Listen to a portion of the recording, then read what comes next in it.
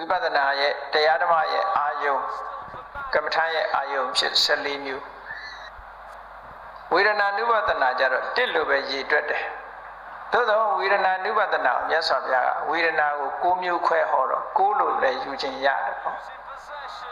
အဲ့တော့တစ်လိုပဲယူမယ်ဆိုလို့ရှိရင်တော့ခုနက14ခုနဲ့ဆိုမှ15ခုဖြစ်တယ်စိတ်ကိုလည်းမြတ်စွာဘုရားက16ခုလို့ခွဲခြားပြီးတော့ဟောတယ်သို့သောအထက်ကရာဆရာကြီးကတစ်လိုပဲရည်တွက်ပြတယ်ဆိုလို့ရှိရင်တော့ခုနက14 15 16ဓမ္မနုပဒနာကြတော့မြတ်စွာဘုရားကအပိုင်းနဲ့ခွဲထားတာပါဠိတော်မှာပါတဲ့အပိုင်းက5ပိုင်းရှိတယ်အဲ့ဒီ5ပိုင်းနဲ့တွက်လိုက်လို့ရှိရင်21ဌာနကမ္မထာအာယုံ21မျိုးကိုမဟာတတိပဋ္ဌာန်သုံးမှာခွဲခြားရှင်းလင်းပြီးတော့ဟောတယ်လို့ဒီလိုဆိုခဲ့တယ်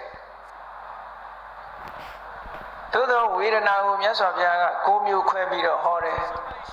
စိတ်ကို16မျိုးခွဲပြီးတော့ဟောတယ်ဆိုတာနဲ့9မျိုး16မျိုးနဲ့တွေ့မယ်ဆိုလို့ရှိရင်တော့တစ်ခုစီတစ်ခုစီယူပြီးတော့ကြည့်လိုက်မယ်ဆိုရင်ကမ္မထာအာယုံပေါင်း44မျိုးဖြစ်နိုင်တယ်ပေါ့ဟောကမ္မထာအာယုံပေါင်း44မျိုးတက္ကရာဆရာကြီးကခွဲထားတာသူက section လေးတွေကိုကြည့်ပြီးတော့ခွဲထားတာ21ဌာနဆိုသို့သောဝေဒနာနုပဒနာကိုရှင်းတဲ့အခါမှာ9မျိုးနဲ့ရှင်းတယ်စိတ်ဓာနုပဒနာကိုရှင်းတဲ့အခါမှာလည်း16မျိုးနဲ့ရှင်းတယ်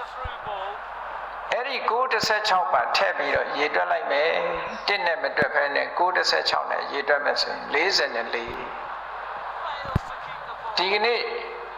ဓမ္မာနုပဒနာဘုရားမြတ်စွာဟောကြားတဲ့တရားတွေအားလုံးဓမ္မဒီစကားလုံးကအလွန်ကျယ်ပြန့်တဲ့စကားလုံးဖြစ်တယ်အမတန်ကျယ်ဝန်းတဲ့အတွက်ကြောင့်ဆိုင်ရာဆက်ဆက်လာတဲ့စကားလုံးတွေနဲ့ပဲသူ့ကိုကန့်သတ်ပေးရတယ်ကန့်သတ်မှုမရှိဘူးဆိုလို့ရှိရင်လည်းမှားယွင်းနိုင်တဲ့အဓိပ္ပာယ်တွေဖော်ဆောင်သွားတတ်တယ်ဓမ္မဆိုတာရဲ့လူရင်းအဓိပ္ပာယ်လေးကတော့နေတ္တနေစီဝမြတ်စွာဘုရားဆိုလိုရင်းကနေတ္တနေစီဝတတ္တဝါမဟုတ်ဘူးဇီဝမဟုတ်ဘူးဒါအဓိကဓမ္မဆိုတာတတ္တဝါဘာလို့ဆိုလူတွေကတတ္တဝါလို့ထင်နေတာဟုတ်လူတွေရဲ့တဏ္ဍာမှာဖြစ်နေတဲ့သဘာဝတရားတွေကိုတတ္တဝါလို့အောက်မေ့တယ်ဇီဝလို့အောက်မေ့တ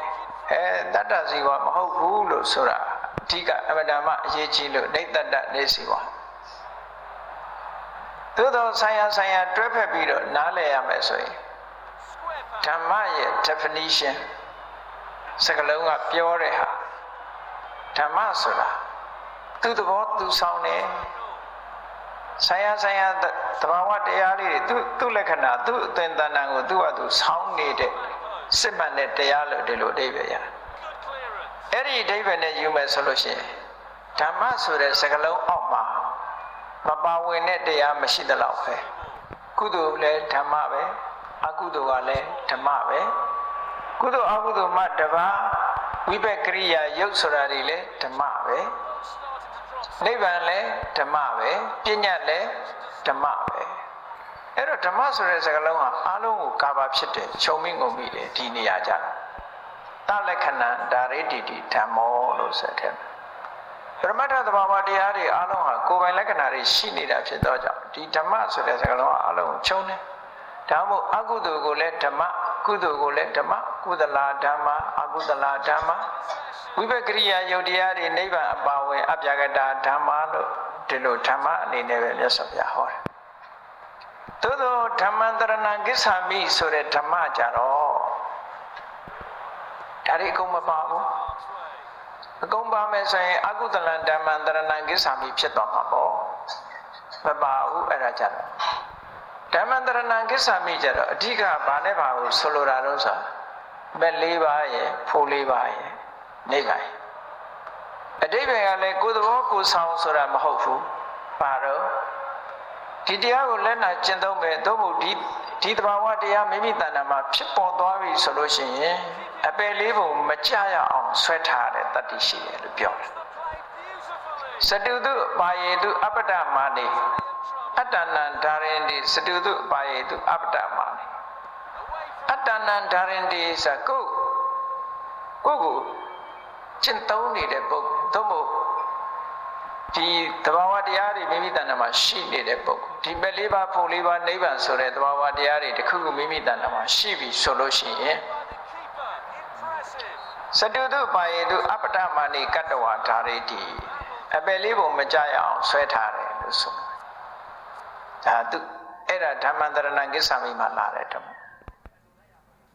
ကျန်တဲ့မြတ်စွာဘုရားဟောတဲ့ဒေသနာဓမ္မတွေကအဲ့ဒီမဲ့လေးတန်ဖုံလေးတန်နိဗ္ဗာန်ကိုဥတည်ထားတာဖြစ်တော့ကြောင်းသူတို့ကိုလည်းအလျော်အားဖြင့်ပရိယတ္တိဓမ္မကိုလည်းပဲဓမ္မလိုပဲခေါ်ဓမ္မန္တရဏကိစ္ဆာမိထဲမှာထည့်ရပါတယ်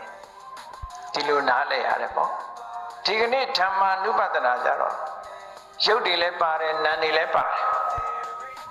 အလုံးကိုခြုံငုံပြီးတော့မြတ်စွာဘုရားဟောတယ်